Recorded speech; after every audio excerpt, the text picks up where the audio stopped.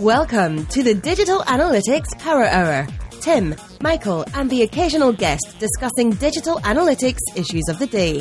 Find them on Facebook at facebook.com/analytics hour. And now, the Digital Analytics Power Hour. Hi everyone, welcome to the Digital Analytics Power Hour. This is episode 41. Hey Tim Wilson. Hey Michael Helbling. You know, I've been thinking about the customer lately, and, to really understand them, you've got to break it down into the two words that make that up, cuss and tumor. But no, seriously, in the world of customer analytics and customer intelligence, lately everybody's moving into this space and trying to productize it, but who's really getting it right? Customer analytics is kind of a big bear, and it's got a lot of moving parts. So we wanted to talk about that on this episode. It was something we thought we might need an expert opinion on. So with us is our guest, Blair Reeves. He is currently the principal product manager for SaaS Customer Intelligence, and you probably remember him from his time at Demandware and IBM as well. He's got a lot of great opinions, and we're excited to have him. Welcome, Blair. Thanks a lot. And I'm sorry your expert didn't work out for you, but I'm happy to fill in a pinch. See, that's the kind of can-do attitude that's going to help us figure this out today. All right. So maybe we should define what we're talking about in terms of customer intelligence or customer analytics. Yeah. So, I sort of think of it kind of conceptually, right? So you think about who the customer is. So who the customer used to involve, way back in the bad old days, it was just your in the analog days, it was just the guy who came into your store or whatever. Then it became kind of, your online visitor. And then different companies started splintering and having different kind of views of that, right? So you have your, Omnitures, Adobes of the world to sort of think of this in a web analytics sort of way, which, the person who's on the internet, whose behavior you're going to analyze, that's really, who your customer is. And then you can tie that back to whatever data you have about him or her offline. Salesforce is kind of a different view of this, the whole CRM sort of view of that around, who they are in terms of information, transactions, that sort of way.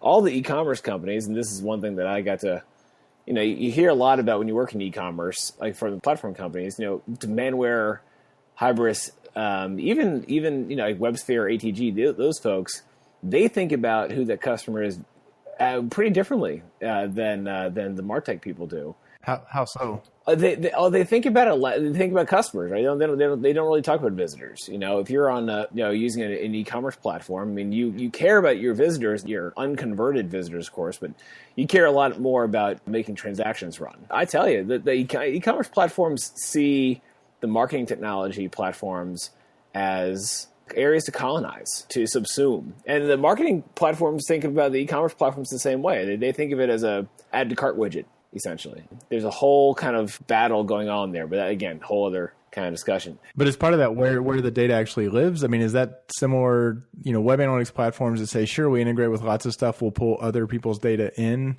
but not necessarily as easy to get our data out? Or is that not how the battle manifests itself? Yeah, you think about it, and if you're an e-commerce platform, you'll naturally expand to capture all parts of that customer's journey, interactions on the site, and that kind of very quickly gets into where your marketing clouds are going, and the marketing clouds would like to say, well, we already have on-site, off-site, email transaction, all your different kind of channel interaction histories as well. We'd like to make e-commerce just one more component of that.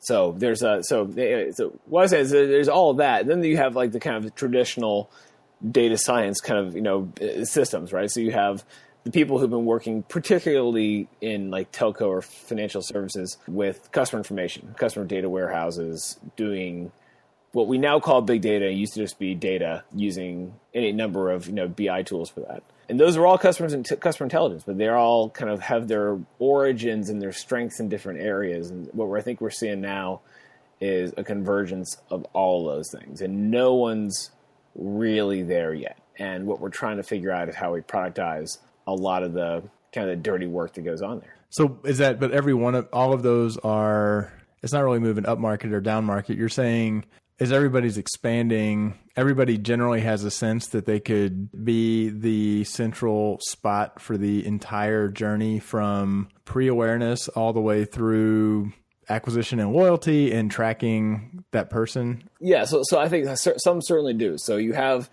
the consolidators out there, right? You have your IBM, Oracle, Adobe, Salesforce. A lot of them, to some extent or another, are offering you a consolidated package. Say, take this platform and we will do all parts of your marketing stack. If that works for you, that's great. For most companies, that is not the case, right? I mean, Scott Brinker talks about this all the time, but the future of most marketing stacks, even in the enterprise, kind of tier, is using best of breed modular technologies, right? In reality, either approach necessitates you're going to have a whole lot of data from different channels, much of which does not actually integrate together either at all if it's best of breed, or very easily, even if it's a consolidator, because all the consolidated clouds are made up of modular technologies that are mostly acquired and have integrated post facto, right? So there's a real tension there, and then of course you have all the historical data as well. So right now,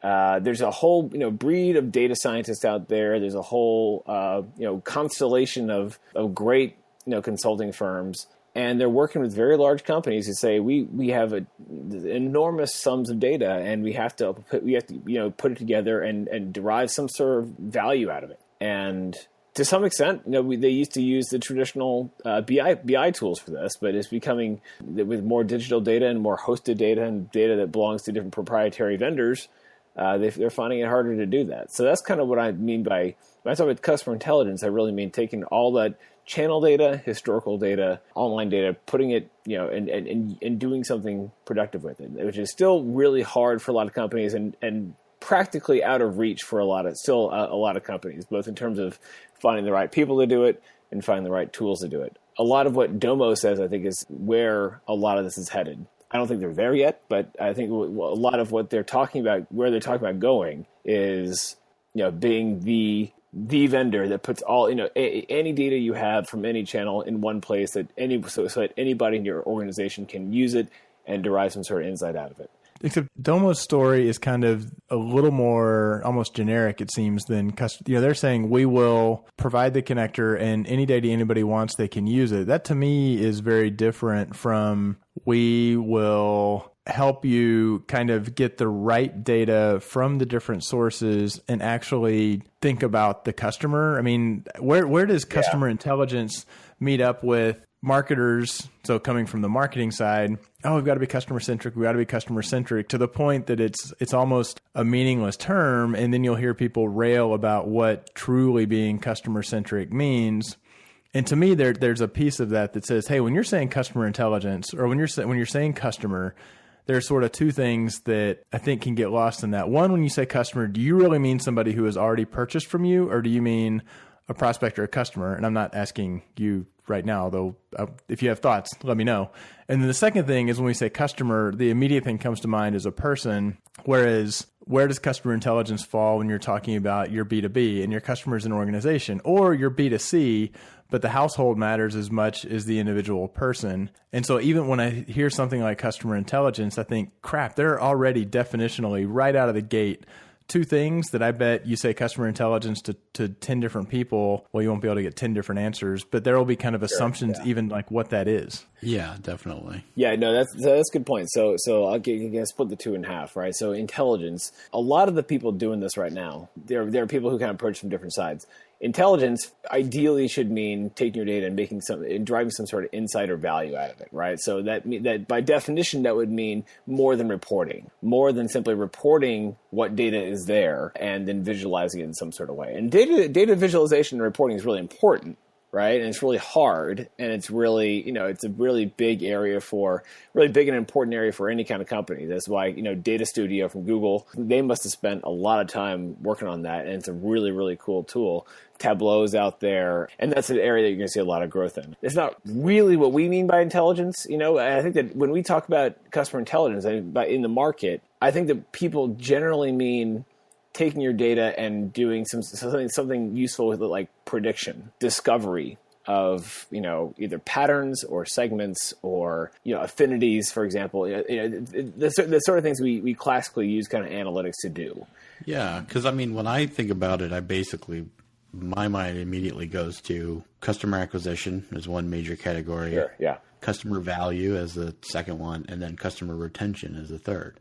And sort of you spend time in your analysis hitting one of those three, usually all the time. So, just in the examples you gave, those are all fit in one of those three categories. Sure, yeah.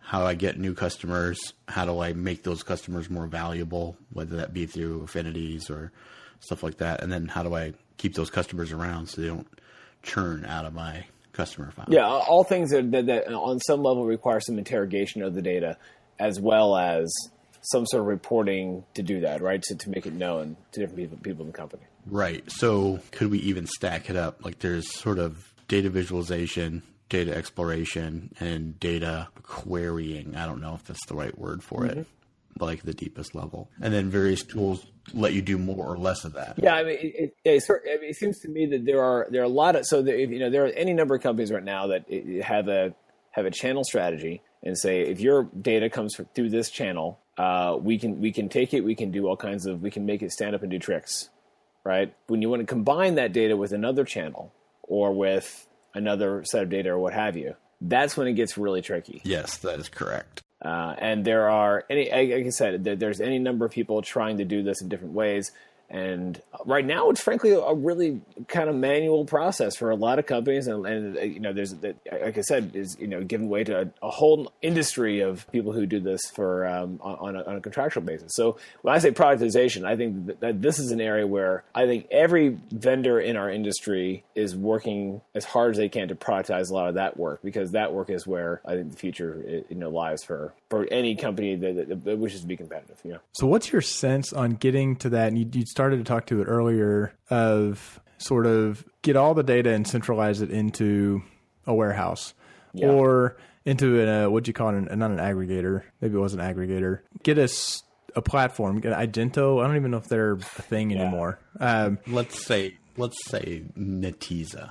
You want to put it all in the Netezza data warehouse. Yeah, put it all. Okay, you're throwing it all into BigQuery. There's sort of one way to go is to say we have a powerful, maybe expensive, maybe not expensive, but can handle large sets of a range of data types, structured and unstructured, and we're just going to go and do an assessment of all of the data sources, all the systems that have something that might be useful, and we're going to pump it all into some repository that we feel like we can then query. Yeah. Or, I guess on the other extreme, is that I've got one system. What would be the most valuable second set of data that would complement that? I've got my web analytics, and stitching that together with my CRM is going to give me a step function, increased level of insight or intelligence into my customer.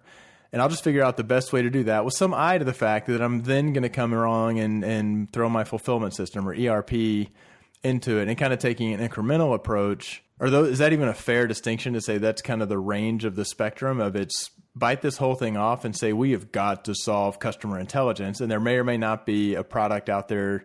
There'll be lots of companies saying they have a product, and that product may be technology, it may be people, it may be a service to solve customer intelligence, versus a more incremental approach to say, we need to slowly be moving to where we're bringing more and more stuff in. We don't want to paint ourselves into a corner. So we don't want to pick something that's uber proprietary and restricted. And that seems like more of kind of an incremental approach, probably more driven internally as opposed to using outside. Oh, so I think that traditionally there's been a couple of approaches, right? So one approach that's been around for a while is, well, hell, you take all your data, throw it in a Pied Piper box, right, and then get someone to give them 6 months, get a PhD statistician and a couple of developers, and give them a whole lot of time and let them run some models over it and drive some sort of value out of all the stuff in your warehouse. And traditionally, that's kind of, I don't know, 10, 20, 30 years ago. That's why banks started buying, data, they wouldn't call it data science then, but you know what I mean? Data solutions, right? That's why SAS is a company. That's why IBM had a big business in that. Microsoft had a big business in that. Lots of us still do. I think that's a architecture that might work for some people, but I just think it's not necessary anymore. And it's probably not the best approach anymore. And then if you look at like the attribution people, what they're doing today, there are also kind of two different approaches. One is we'll sell you a whole lot of hours of these, PhDs who are real whiz bangs with, putting together disparate sources of data, put it all together and model it to develop some sort of, value from it. And there are companies that do that today. The other approach is we're going to, apply analytics to it in an open sort of way so that you give it different, sums of data. And, through, the wizardry of technology, we will deliver some sort of value from it. And of course, it's not really that simple. It's usually a lot messier than that, but that is the message. And between those two, I think you see kind of the direction that the general market is headed as well. So as we go forward, you're going to have a lot of sources of data. You have more than we did just a couple of years ago. You're going to have more in the future. And I think we're running out of runway for the approach in which any vendor can build a special solution to integrate every data source into it. And I think that different kinds of companies are going to have to find ways of feeding data in some sort of way that makes sense to them into a system that applies analytics to it that doesn't necessarily require specially designing models for any particular data source. And that's kind of what I mean by productization. If it was just a manual process, we were doing that already. By productization, I sort of see this kind of going the same way that web analytics is going, which common tasks in web analytics around reporting, around segment discovery, customer value, things like this, have been largely productized, and that sets us down a path of ever more sophistication. So it sounds very skeptical. Well, I mean, I wonder. So a challenge with web analytics is that web analytics is data being 100% data being collected using internet protocols that were not designed or ever really intended for data collection. So major challenge of digital analytics is that it's taking technology, taking a standard, taking the internet standards, and figuring out how to get data out of that using mechanisms. Hey, we can use JavaScript to pass stuff. Well, and our understanding of the customer is basically the browser cookie. Right. Yeah. I mean, so that's actually that's the essence of like the big challenge there is it wasn't designed for that. So I'm wondering, and I'm thinking kind of XML and my limited knowledge of XML, you can start defining schemas that are, a customer definition and I'm not an XML guy. I just going back like 10 years from where I was learning about it. You could have a schema, you could have a language or a structure that is generally accepted, and you could have systems start to speak in whatever that language is. I don't know if it'd go that far. Like, I think that's one of the challenges now with any of these solutions is you're taking these point solution systems that are collecting data, and everything about them is structured to what works well for their specific process. Well, yeah. So I think I kind of track with what you're saying here a little bit. So given that I also came from core metrics and the web analytics kind of world as well. One issue that you have in web analytics is a little bit similar to what you have in like CRM or actually e-commerce, and that is that every implementation is different. Every implementation between different vendors, and also with this with the same vendor, one implementation is going to be quite different from another, and they'll have certain similarities as well, but each one is different. So how do you take the data from kind of one implementation and apply it to another? And what that gets back to is apply to a data model that that runs some sort of analytic process over that data that delivers, like I said, any of those kind of use cases that we talked about. And one way you can think about this is by opening your schema and by saying, doing some sort of mapping. So just in the same way you do it in e-commerce or web analytics implementation, you say, well, this event means this, or this variable or property might be calculated, might be custom, or might be standard.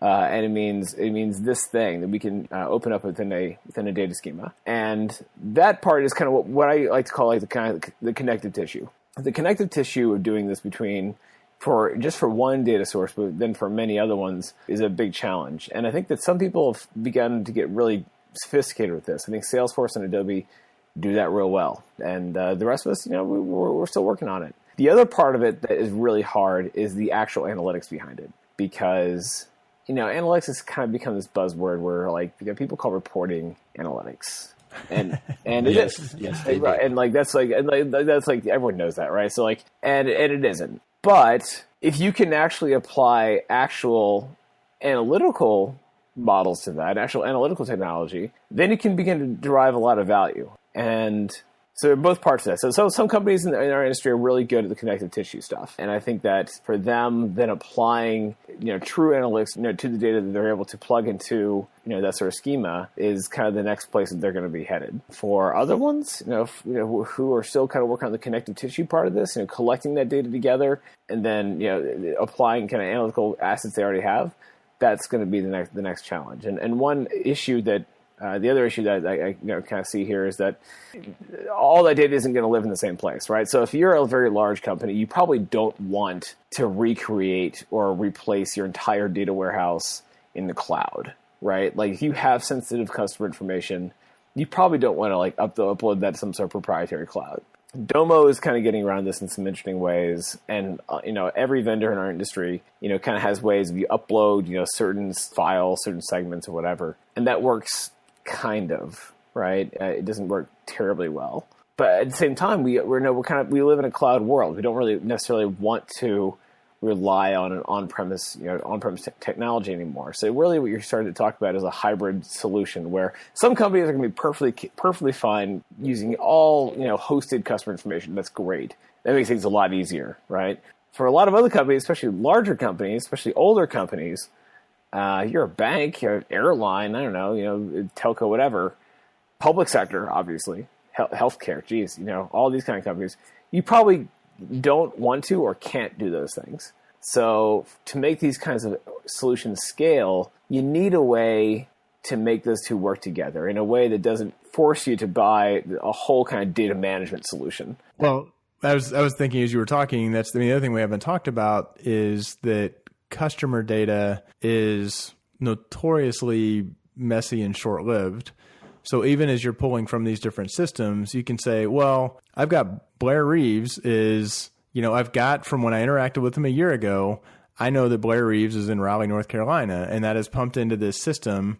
It's outlet of whatever the source system. I find Blair Reeves somewhere else, I stitch them together, and I've got something that's factually inaccurate because you're not in Raleigh right now. So in a sense, there's the quality of the underlying data, and customer data management, master data management with customer data management specifically has been around forever with much simpler systems when it's all one Oracle platform, and you're still screwed with the decay of the quality of the customer. So I just realized we haven't really hit on that. We're saying getting the data from these different places. I'm claiming that a lot of these you're kind of getting what data you can, but it wasn't really generated and it's not being provided to help this larger, greater good of intelligence. So it's got that stitching that you have to do, that connective tissue, is having to do that transformation, hopefully without losing information along the way, just, by the nature of it.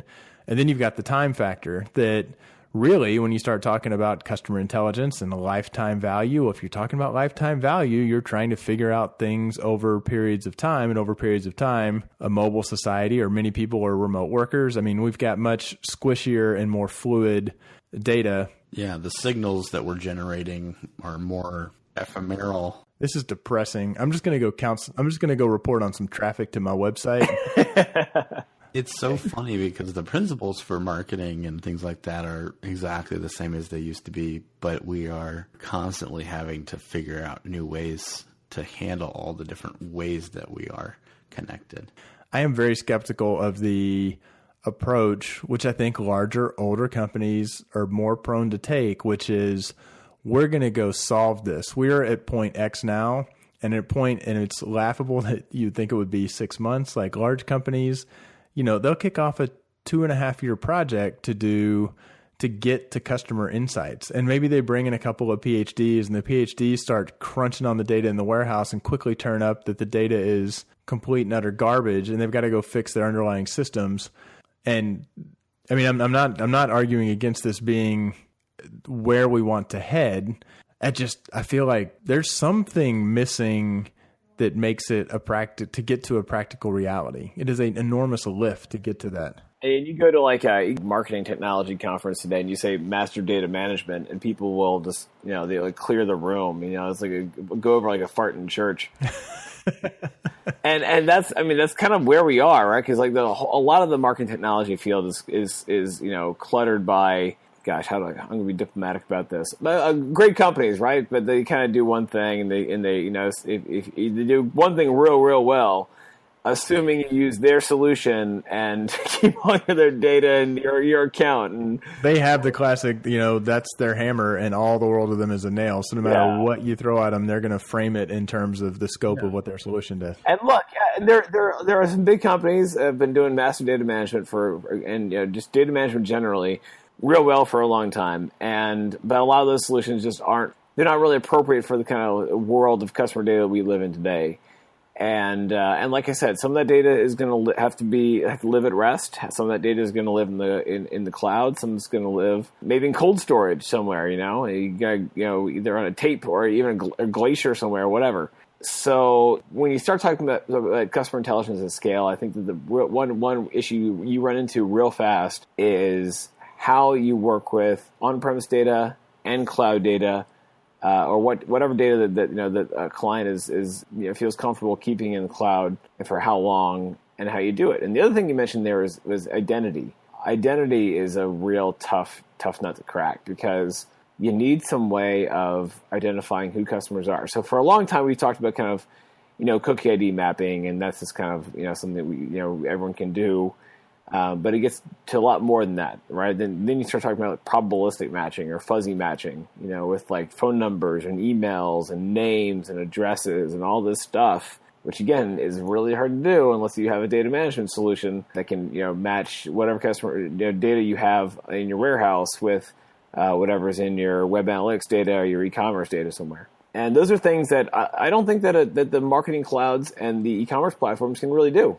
I don't think that they have the reach to really do that very well, and they don't necessarily have the incentive to really reach into those different sources to do those things, because that's fundamentally not really it's not a first order of business for those kinds of platforms. At least not today. Maybe in the future it will be, but for what they're doing right now, I don't see it. Yeah, I think I agree with you, because a lot of the companies that we're talking about, Adobe and some of the other ones, they don't, in my mind, don't really touch customer analytics as much as they're doing some of the things around it, and then you take that data and stick it into where you're looking at customers. Yeah, well, if you look at, so I know that it's not really cool to talk about analysts, but they do a lot of you've seen a lot of this kind of surge and interest in like customer analytics, digital marketing analytics, and those sorts of things, as distinct from kind of the marketing hubs or the marketing clouds or whatever. That sort of research. Yeah. So there's research coming out now more about kind of customer analytics and what that means. Google's been talking about this for quite a while. Yeah, they've been trying to move to the concept of a user or the concept of a person. Well, yeah, and I think they do it real well. And I think they have a lot of they have people there who are tasked specifically with doing that, which is, I think, is really interesting. Google, of course, comes at it from an advertising perspective, which makes a lot of sense for where they are, and that means very kind of a different thing for a customer identity in their kind of use case for it. And there aren't a whole lot of people out there who have that kind of reach. But there's a lot of research coming out. Gartner did a thing, Forrester did a thing, of course. Some other ones have done other research around what customer analytics means, what it's going to mean technologically for vendors to meet, and then for what you have to do. And I think that, kind of getting back to the purpose of the podcast here, I think that we're in the very early days of how that stuff is productized, because right now it is a lot of elbow grease of analysts knee deep in a data warehouse. I guess I'm still fuzzy on what the productizable aspects of the whole challenge are. If we've got that, we're not going to necessarily make the data cleaner. So you're going to need that connective tissue piece. I mean, you could argue that, well, that's kind of, Domo and other, Domo trying to build a gazillion connectors. In a sense, that's maybe connective tissue. They're trying to productize that piece of it. And I think is what you're saying, that if you get it to where you've got some common language where you can have repeatable across different industries, across different customers, ways of going at generating that analysis. To make a super simplistic analogy, like a market basket analysis from 30 years ago, the concept of a market basket analysis was something that, okay, this is what it is, this is what it gives you, and here's how you do it. And once that was kind of outlined, people who were trained in that could go with anything where there was, more than one product put in the basket, and they could do a market basket analysis across industries. Is that part of what the productization of customer intelligence is what are the different ways that this gets approached? So I see productization as happening on two ends. One of those is the connective tissue, like you just talked about. So instead of doing manual joins of n numbers of tables in your data warehouse, or instead of dumping all those into some sort of solution where you have a bunch of people attack it manually, you productize joining different customer to get data together. And Domo's taken one direction of doing that, which is build a billion connectors, right? From a product perspective, I see a lot of difficulty in doing that. And, but God bless them. They have a lot of smart people over there and they got a lot of money. So, they had Alec Baldwin is on the job, right? They could do that. The other way you go about this, though, I think it's more to think about it as a web analytics or even a CRM implementation, right? So for implementations of those kinds of systems, you kind of are to some extent kind of given a menu of, here are the kinds of events that we can pick up and here's what you can do with them. But then there are also custom events, calculated fields, calculated metrics, and this sort of thing that you can kind of build yourself. And if you can take some of those and you have an analytical solution whose schema is open, right? So it's not a black box solution, but it's kind of an open schema solution. So you can say, well, here's the kind of field I want to fit in, in this slot, and here's kind of the event I want to fit in this slot. Here's these sets of fields and sets of information that I also want to fit into it. Then that it's probably more scalable in that kind of way. It's hard to build, but it's probably more scalable than building a connector for every possible data source you could ever possibly have. Waving a magic wand, would that be and I don't think consortiums and collective efforts tend to work for that when it comes to, but would there be kind of a body of an evolving schema that kind of gets to this consistent, I think this is where I was trying to go earlier, that is there this master definition? Think the W3C, but instead it's just around the customer to say, these are the definitions. This is the relationships. This is how we're going to talk about the relationships between the data elements. Here's the standard.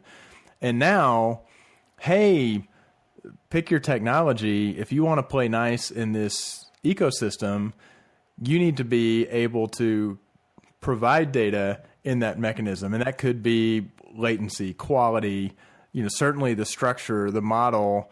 And it's tough to generically define something like that across industries, across business models. But would there be like a standardized just definition, like a bunch of web pages saying this is that schema, and now you've kind of disintermediated between the people where the data is being collected and the ones trying to crunch and get analysis or store the data? Well, maybe. That'll never happen.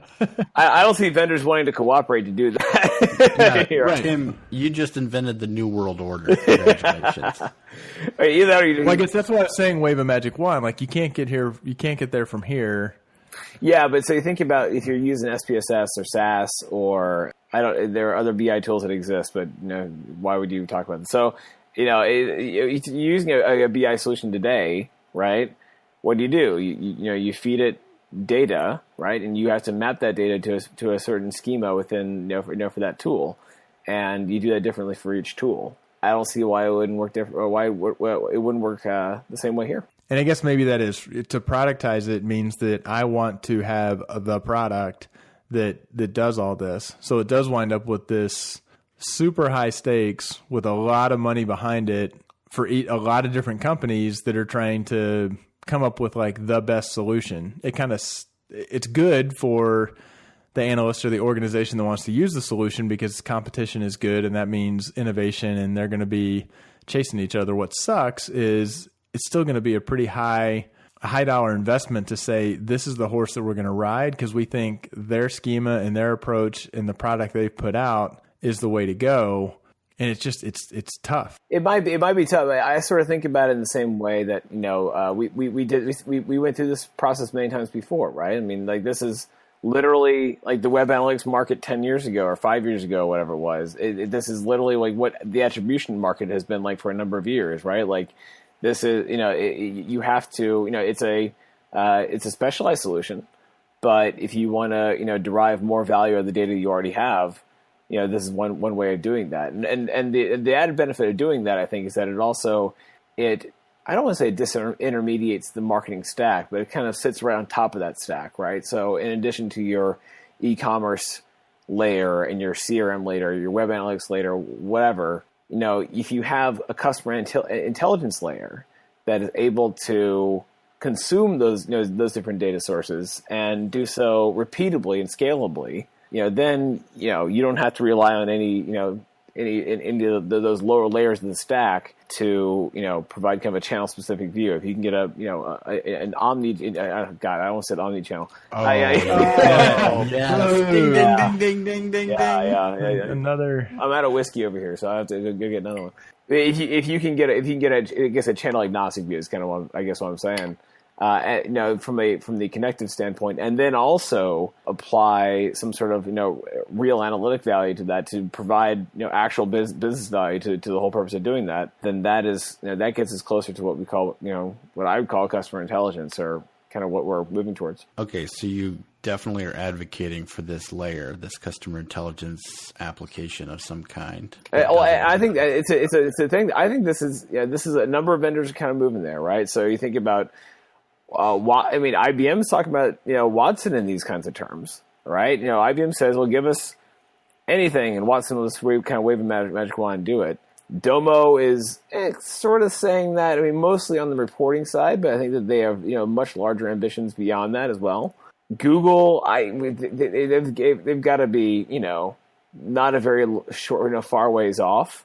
I'm sure they've got an AI, solution in the works there, and it's going to be in Google Analytics Premium, and you're going to give it all kinds of data, and it's going to come back with value in it, right? I mean, and that's kind of inevitable. I see. Adobe, there are a lot of smart people over there. I'm sure they're working on something like this, and they already have, of course, a lot of analytical capabilities that they already kind of bring to bear in that stack as well. So, do you mostly see then sort of companies drilling down from the top layer, the digital analytics or sort of transactional layer down into customer intelligence, as opposed to drilling up from the customer data into it, in terms of where you see movement then? I think it kind of depends on where they are, right? Like, if you are a dominant digital analytics layer, then yeah. Then I'd move into those, downward into the stack. If you are a CRM player, then that's probably, where you, and so Salesforce has done this, right? So they built their own web analytics tool. They bought a marketing kind of cloud, and they've done a lot of work in tying the two together. Salesforce has an analytics, like a digital analytics tool? Yeah. I mean, it's not very well known. It's there. Yeah. Yeah. I have no idea what it's called. I need to go find out. Neither do I. I've seen I've seen PowerPoints, but then they have, of course, their Wave analytics cloud. Now they have a commerce cloud. So they have a different kind of modular parts to that. And to what extent they've worked to kind of tie the connective tissue there. They have the assets, I should say. To what extent they have the connective tissue, I know it has yet to be seen yet. So again, it depends where you sit in the stack today. If you're in the stack at all, if you're in there, then you either drill down to disintermediate the ones below you. If you're below, then you kind of work up market. I don't know. Yeah, I think that's interesting, because I think as I've observed these kinds of things, and I sit and look at this all from the perspective of a digital analyst. I don't see a lot of connectivity most of the time between customer analytics and digital analytics, unless you do a lot of hard work, like we've been talking about. And most of those companies don't really collide at that intersection or do a good job of doing one or the other. Like the Oracles and the Salesforces do a great job, and down here in the CRM and the customer, but do a real crappy job up here in the digital place, whereas Adobe and Google are doing a great job up here and giving us great tools, but don't live down here where all this other data is. And so it's interesting to kind of see, to your point, where this is all going to go. For those who don't have the video version of the podcast, there were I'm doing hand gestures from Helmling throughout that. You can just imagine when he said up here that his hands were over his head, and when he said down here, his hands were much lower. There's about a 30% chance of digital analytics data coming in from the east with trends emerging. Green screen. He's forecasting is what he's doing. I kind of got like an unfrozen caveman sort of looked at that. If you've ever seen that skit in this, That's right. I am just what is it, caveman lawyer? There we go with the pop culture references. Dude, that was Phil Hartman, and it was like probably in the early 90s. Yeah, that's been a long time since it's been pop culture, man. Yeah. It still counts though for Tim. Historical pop culture. Historical. I only got to watch 8 is Enough once a week. It was my lone TV. And all right. Are we reaching a point at which we're going to throw our hands up in despair and realize that we just don't care? I mean, we do care. I think we care deeply. I think probably the 3 of us should start that company that's going to do this. I think we'll be rich, I tell you. I think 100 people have started this company. I know. And they're going to get squashed like bugs by companies that are much larger that will do a piss poor job of actually pulling it off. Of integrating it. But present company accepted. Not really. I mean, I'm thinking more of what the Oracles and the Adobes and the Salesforces have done from the boardroom drawing of why this acquisition is going to give us this next thing. Like it doesn't seem like they're ripe for the innovation that requires to get there. I have nothing but positive things to say about my Adobe acquisition experience. So. If anything, I would say Salesforce is the one where it's just laughable. Like, I mean, Radian 6, I don't think they have spent more than 27 minutes of development since they bought Radian 6 4 years ago. It is exactly the same product. So, yeah. Which, in a sense, you'd say if I'm my CRM, there's all the promise of all this social data, and I've got things that are connected into these platforms, and I should be able to bring in some of that. And I've never heard of anyone actually doing any sort of integration between Radian 6 and Salesforce. But that was the press release was, hey, we're bringing in social. Okay, sorry. It checks a box, right? I mean, yeah. It's hard. I mean, no matter what. But that's my fear for the productization of customer intelligence is that they're going to be checking a lot of boxes that say, in theory, if we bring X and Y together, and then if we just define this schema, and then we just go out and tell the world that we've got it figured out, then everyone will pivot and they will, race to us, and they're going to ignore and skip all the realities of all the messiness around it, which I guess is where I'm finding myself on this discussion going more and more saying, God, I don't want to be within 100 miles of somebody who's trying to bite it off that way. I would much rather say, here's the data you got that's in good shape. Here's that other data you got that's in good shape. Let's stitch them together. And the sum of the parts is greater than the whole. And now let's add a third thing. And for the next decade, solve it incrementally and not buy into, we're going to pull this in from myriad sources and get glorious intelligence. But maybe that's just the second beer talking. Yeah. I mean, part of the, from the product management perspective in a large company, I mean, the trick is always that you want to stay as focused as possible, right? Because you want to, you have a use case, you have a very clearly defined use case that you want to satisfy and you want to meet and totally, crush. And every product manager in the world is going to say, yeah, let's do that. And then of course you have, a dozen other customers out there who say, well, I got this other thing that I need you to do too. I just need you to tweak that model a little bit. And then you have another dozen customers over here who say, well, I got something kind of like that, and I need to go do something, like it as well. And everyone's going to want to do something a little bit different. So you get enough of those kinds of use cases getting together, and suddenly you have a much more general approach where where first you are trumping one use case for one very focused application of analytics or application of customer data.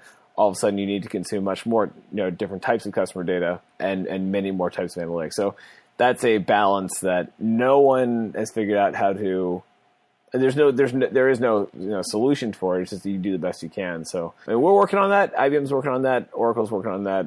Adobe, Google are definitely working on that. And I don't know. I think there's gonna be a lot of different approaches that different vendors will have, and no one really knows who's right yet. So we'll see.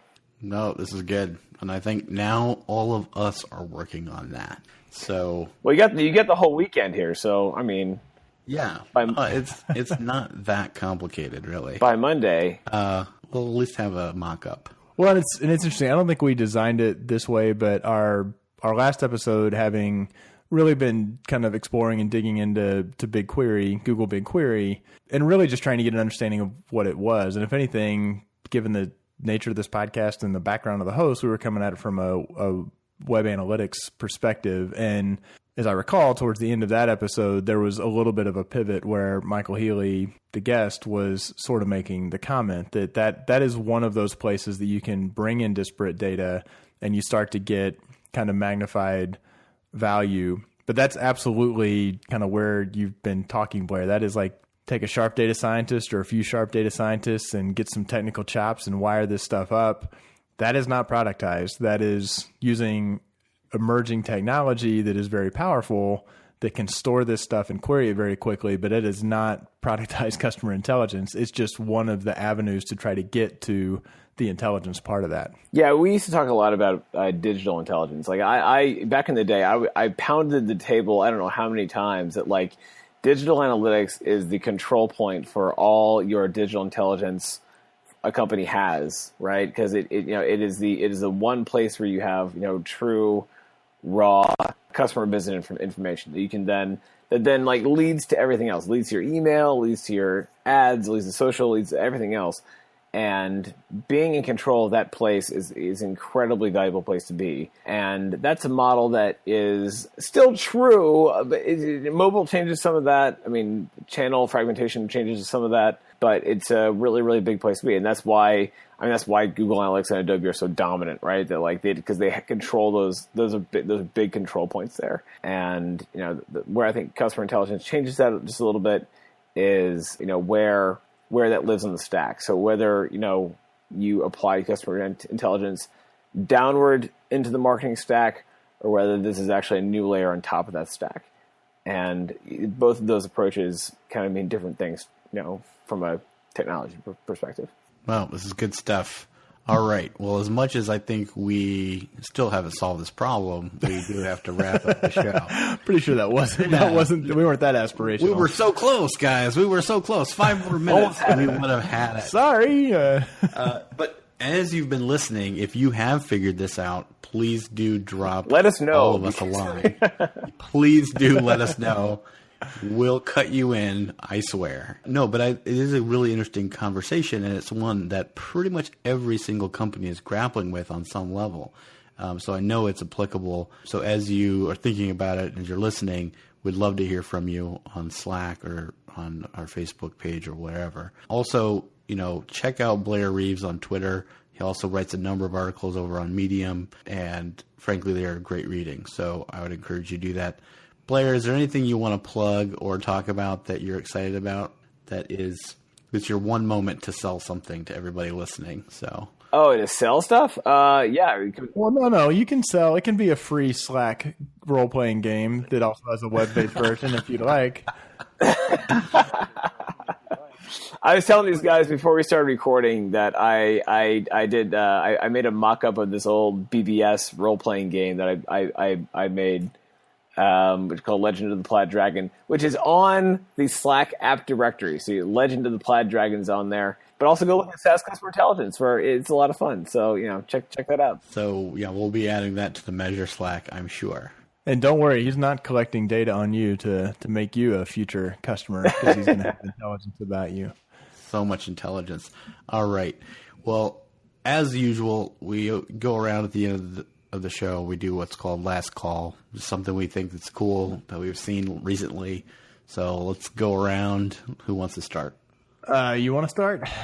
I love to start. This is totally in another topical area, but there's something that we've been using at Search Discovery that I'm growing in my appreciation of in terms of employee feedback and satisfaction. So we use this tool, and it's probably been around a while, but it's new to me, newish, called Office Vibe. And it goes and surveys everybody in the company, like kind of on a weekly basis, and asks a few random questions and then collates all the results and gives them to you. And it's anonymous, and it's super, super helpful to get feedback like that and start to know what you can do to kind of make your employees' lives better. So anyways, I've been loving that. And as hard as it is for me to see where we're not doing things amazing, it's the most valuable kind of feedback because it allows us as a company to consider and get better. And I literally spend like time every day looking at all the new feedback and being like, interesting. Okay. Yeah. Okay. What do I do with this? So if you are running a big team or thinking about running a big team, I highly recommend Office Vibe. Nice. Should I go next? Timothy? So I suspect this will not be the last time that a last call ties to 538.com, but based on some of the stuff I've been doing with R, some reading on statistics, good old p-values, and it's kind of a multi-part plug. 538.com has written some kind of hilarious articles, getting statisticians to actually define what a p-value is. There's some kind of totally statistician nerd humor, but they also have the p-hacking site where you go and you get to basically plug in different values and see if your result is significant. And it's kind of making the point that, boy, the p-value can be abused, but it's kind of fun to play around with. And I think actually is somewhat sort of elucidating and informative around looking at things and relationships of data. So it's kind of a little bit more refined than spurious correlations, not quite as broad reaching, but 538's various takes on p-values is my last call. Why are you smirking at me, Mr. Helbling? I think that's an amazing last call, and I can't wait to go read some of those articles and figure out or refresh my memory of what a p-value is. Well, I'll say one of my favorite parts of it is when it says the American Statistical Association got 26 statisticians members to sit down and try to say, look, we've just got to come up with one simple definition of a p-value. And what they came up with starts with the word, it says informally, and then it goes on for like a modest length paragraph defining p-value. And even the author of the article is like, yep, that didn't help. And I kind of look at it saying, yeah, you can't start by saying informally and make it all of a sudden be like simple and clear. So fun times. Blair. All right, so my thing is, I have to apologize, but it is from Anderson Horowitz. It is a video, AI, Deep Learning, and Machine Learning, a primer, by this dude named Frank Chen. It's on their website, but basically it's like a 35-minute or so little primer video, a presentation that this dude, Frank Chen, gives about the history of AI, kind of where it comes from, its roots in computer science, and how different approaches to AI and machine learning have worked, what has changed for, to kind of like lead to the breakthroughs we're seeing today in the new applications of AI, and what deep learning is and how it differs from machine learning in different kinds of applications. And I don't know, I learned a lot from it and thought it was really a lot of fun. So highly recommend. Nice. Wow. These are some high value last calls this show. So nice work. If anybody, I got some real stinkers lined up for the next episode. Don't worry. The five people that made it this far into the episode. No, I'm just kidding. So thanks for listening. Blair, thank you so much for coming on the show. It's been great to discuss this topic with you. It's comforting on a certain level, maybe, that the others haven't totally figured this out and the rest of us are being left behind. And it's alarming on another level that we've all got to solve this big, hairy problem so we can really do a good job for our customers. We're working on it. But let's keep it trucking. And for all of you listening and my co-host Tim Wilson, keep analyzing. Thanks for listening, and don't forget to join the conversation on Facebook, Twitter, or Measure Slack group. We welcome your comments and questions. Facebook.com/Analytics Hour or at Analytics Hour on Twitter. So smart guys wanted to fit in, so they made up a term called analytics. Analytics don't work. Yeah, I'm almost ready. Just keep talking amongst yourselves. Okay, you're not gonna make me like define customer intelligence, are you? You got to. Man, come on. Okay. Come on, Tim, let's focus. I do not want to drag you kicking and screaming into this podcast, all right? If you don't want to do it, let's talk about it. I'll just tune out. I don't remember what we did with what intros when. Oh my gosh, I'm just a talent. Like, seriously. Thank you for coming on the show. We'll have to redo this whole section. All right. You might as well be mid-afternoon on the veranda. Look at that. And got a God bless you out of it, too. That's like a southerner to the southerner. SAS is private. Yeah, it's entirely owned by Dr. Goodman.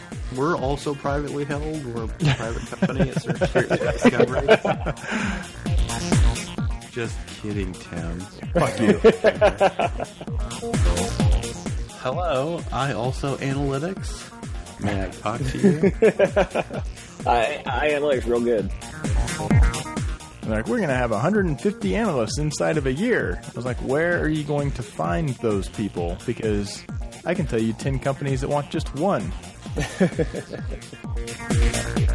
I don't think we need to stoke people's egos, Tim. I mean, he's on the show. He gets it. He's part of this now. All right. We'll fix it in post. Listen. Don't want to hear your sass. Exactly. Does that joke work a lot where you're from? Oh, I'm just being an ass. You are.